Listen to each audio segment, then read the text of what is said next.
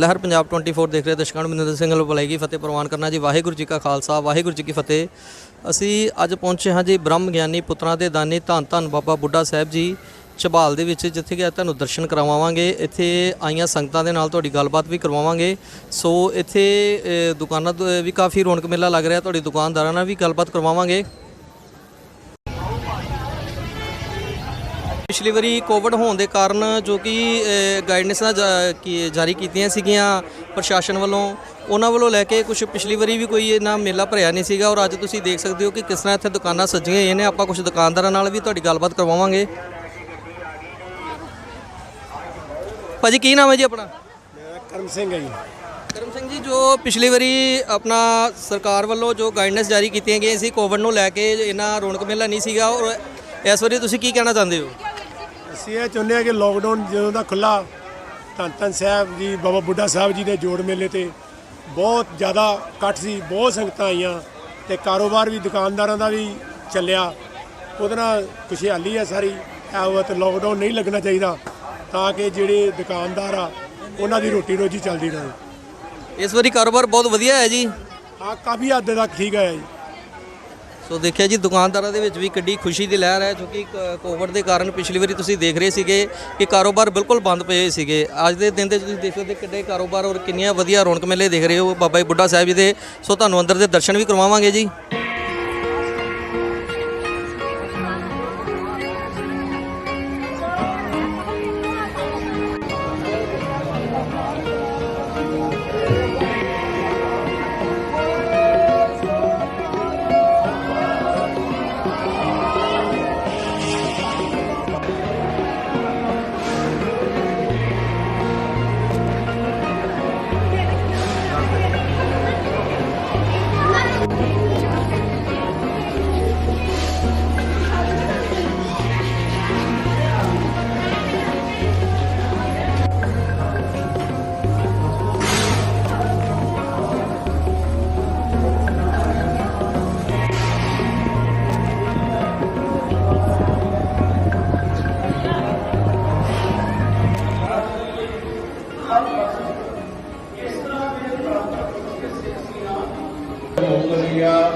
ਆਪਣੀ ਚੁਗਤ ਜਵਾਨ ਕਸਰਤ ਭਵੇ ਹੈ। ਜਦੋਂ ਸਰੀਰ ਦੀ ਕਸਰਤ ਕਰਦੇ ਨਾ ਦਸ ਮਾਸ ਪੱਕੇ।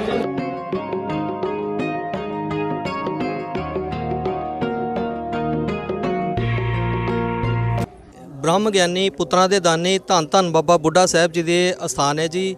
ਔਰ ਇੱਥੋਂ ਦੇ ਇਤਿਹਾਸ ਨਾਲ ਵੀ ਅਸੀਂ ਤੁਹਾਡੀ ਸਾਂਝ ਪਾਵਾਂਗੇ। ਔਰ ਸਾਡੇ ਨਾਲ ਕੁਝ ਇੱਥੇ ਸੰਗਤ ਵੀ ਮੌਜੂਦ ਹੈ, ਅਸੀਂ ਇਹਨਾਂ ਨਾਲ ਵੀ ਤੁਹਾਡੀ ਗੱਲਬਾਤ ਕਰਵਾਵਾਂਗੇ। ਕੀ ਨਾਮ ਹੈ ਜੀ? ਵਾਹਿਗੁਰੂ ਜੀ ਕਾ ਖਾਲਸਾ ਵਾਹਿਗੁਰੂ ਜੀ ਕੀ ਫਤਿਹ। ਦਾਸ ਭਾਈ ਸੁਰਜੀਤ ਸਿੰਘ ਜੀ ਅਰਦਾਸੀਆ, ਸਾਬਕਾ ਅਰਦਾਸੀਆ, ਸੱਚਖੰਡ ਸ੍ਰੀ ਹਰਿਮੰਦਰ ਸਾਹਿਬ ਅੰਮ੍ਰਿਤਸਰ ਸਾਹਿਬ ਵਿਖੇ। ਸੋ ਇਹ ਜੋ ਸਥਾਨ ਹੈ ਬਾਬਾ ਬੁੱਢਾ ਜੀ ਦਾ ਹੈ। ਬਾਬਾ ਬੁੱਢਾ ਜੀ ਨਾਮ ਕਿਸ ਕਾਰਨ ਪਿਆ? ਜਿੱਥੇ ਕਥੂ ਨੰਗਲ ਸਾਹਿਬ ਇਹਨਾਂ ਦਾ ਜਨਮ ਸਥਾਨ ਹੈ, ਗੁਰਦੁਆਰਾ ਬਣਿਆ ਹੋਇਆ ਹੈ। ਉਸ ਸਥਾਨ 'ਤੇ ਜਦੋਂ ਗੁਰੂ ਨਾਨਕ ਦੇਵ ਜੀ ਮਹਾਰਾਜ ਆਏ ਤੇ ਇਹ ਉਸ ਵੇਲੇ ਮੱਝਾਂ ਔਰ ਗਾਵਾਂ ਚਰਾ ਰਹੇ ਸਨ। ਇਹਨਾਂ ਨੇ ਦੁੱਧ ਚੋ ਕੇ ਮੱਝਾਂ ਦਾ ਤੇ ਗੁਰੂ ਨਾਨਕ ਦੇਵ ਜੀ ਮਹਾਰਾਜ ਵਾਸਤੇ ਲੈ ਕੇ ਗਏ। ਉੱਥੇ ਇਹਨਾਂ ਨੇ ਬਹੁਤ ਸਿਆਣੀਆਂ ਗੱਲਾਂ ਕੀਤੀਆਂ ਤੇ ਗੁਰੂ ਨਾਨਕ ਦੇਵ ਜੀ ਮਹਾਰਾਜ ਨੇ ਇਹਨਾਂ ਨੂੰ ਕਿਹਾ ਕਿ ਤੁਹਾਡੀ ਉਮਰ ਤਾਂ ਥੋੜ੍ਹੀ ਹੈ, ਪਰ ਤੁਸੀਂ ਬਚਨ ਬੁੱਢਿਆਂ ਵਾਲੇ ਕਰਦੇ ਹੋ। ਇੱਥੋਂ ਨਾਮ ਬਾਬਾ ਬੁੱਢਾ ਸਾਹਿਬ ਇਹਨਾਂ ਦਾ ਪੈ ਗਿਆ। ਫਿਰ ਇਸ ਅਸਥਾਨ 'ਤੇ ਆਏ। ਇੱਥੇ ਬਾਬਾ ਜੀ ਮੱਝਾਂ ਚਰਾਇਆ ਕਰਦੇ ਸਨ। ਇਹ ਜੰਗਲ ਹੁੰਦਾ ਸੀ ਔਰ ਇੱਥੋਂ ਮੱਝਾਂ ਦਾ ਦੁੱਧ ਚੋ ਕੇ ਤੇ ਗੁਰੂ ਰਾਮਦਾਸ ਦੇ ਲੰਗਰ ਵਿੱਚ ਲਿਜਾਇਆ ਕਰਦੇ ਸਨ।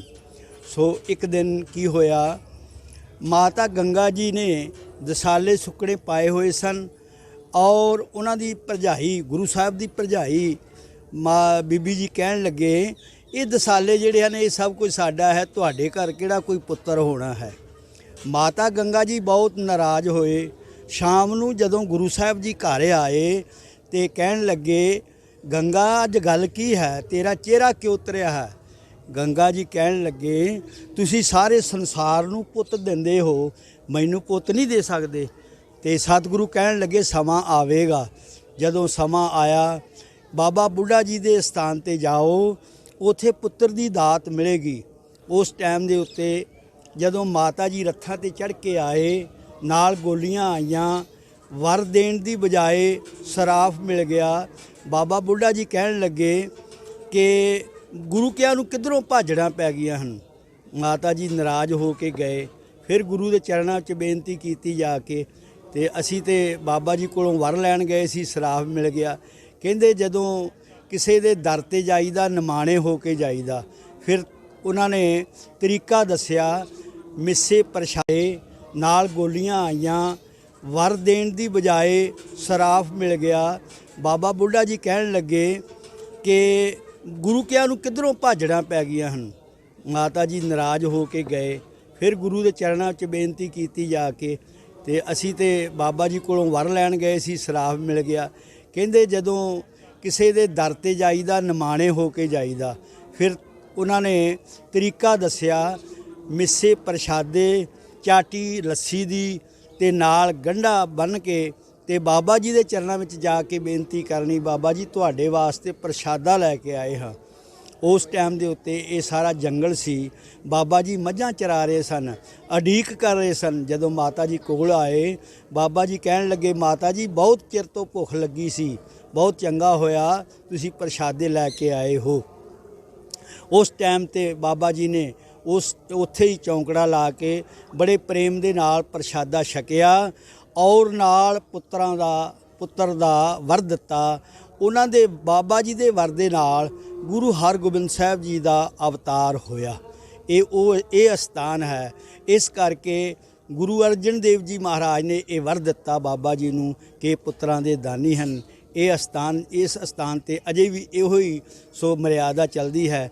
ਜੋ ਸ਼ਰਧਾ ਔਰ ਭਾਵਨਾ ਪ੍ਰੇਮ ਦੇ ਸਹਿਤ ਇਸ ਸਥਾਨ ਤੇ ਪ੍ਰਸ਼ਾਦੇ ਲੈ ਕੇ ਆਉਂਦਾ ਹੈ, ਉਹ ਉਸੇ ਤਰ੍ਹਾਂ ਲੂਣ ਵਾਲੇ ਪ੍ਰਸ਼ਾਦੇ, ਮਿੱਸੇ ਔਰ ਗੰਢਾ ਲੈ ਕੇ ਆਉਂਦਾ ਹੈ ਤੇ ਬੇਨਤੀ ਕਰਦਾ ਹੈ, ਤੇ ਬਾਬਾ ਜੀ ਜ਼ਰੂਰ ਉਸ ਨੂੰ ਪੁੱਤਰ ਦੀ ਦਾਤ ਬਖਸ਼ਦੇ ਹਨ।